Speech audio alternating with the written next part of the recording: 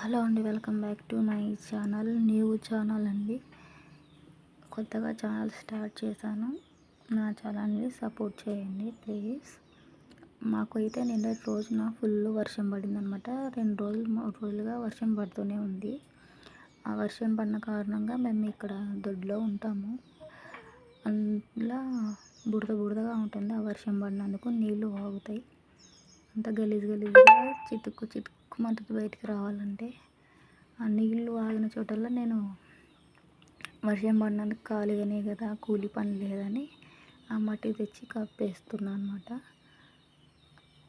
బుడత లేకుండా మట్టితోని కప్పేస్తున్నా నీళ్ళ మీద.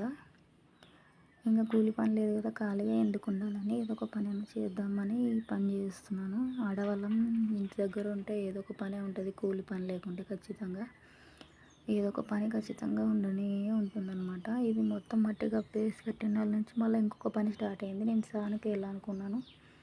ఇంకా నిన్నటి రోజున వర్షం పడింది కదా, మళ్ళీ ఈరోజు కూడా వర్షం వస్తుందని స్నానానికి ఎందుకు వేస్తావులని ఇద్దరు అండ్రి.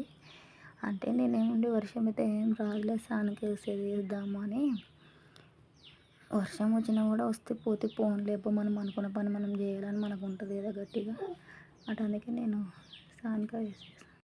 ఈ సానక వేసిన వాళ్ళ నుంచి మళ్ళీ ఇంకొక పని ఉంటుందండి. అవి బట్టలు విండేసేది. మొత్తం ఈ సానక వేస్తాల కల్లా దగ్గర 10 అయింది నాకు టైం.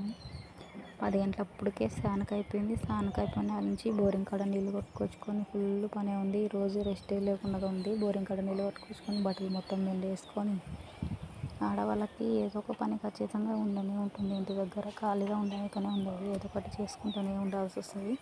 ఎంత చేసినా ఏం చేసినా కూడా ఏం చేసినావు అని అనేవాళ్ళు, కానీ చేసే పని ఒక్కరు చూసే వాళ్ళు ఉండరండి. అలా ఉంటుంది. నాకు ఈ సానక స్థలపలనే మస్తు అవుతుంది. ఆడికి మళ్ళీ ఇంకా బట్టలు ఉన్నాయి, బట్టలు వేసుకోవాలని మొత్తం బట్టలు వేసుకుంటే ఈరోజు ఎంత పని చేసుకుంటే రేపు మళ్ళీ కూలి పని పోవడానికి వీలుగా ఉంటుంది కదా. ఈరోజు చేసేసుకున్నాను అనమాట పని మొత్తం.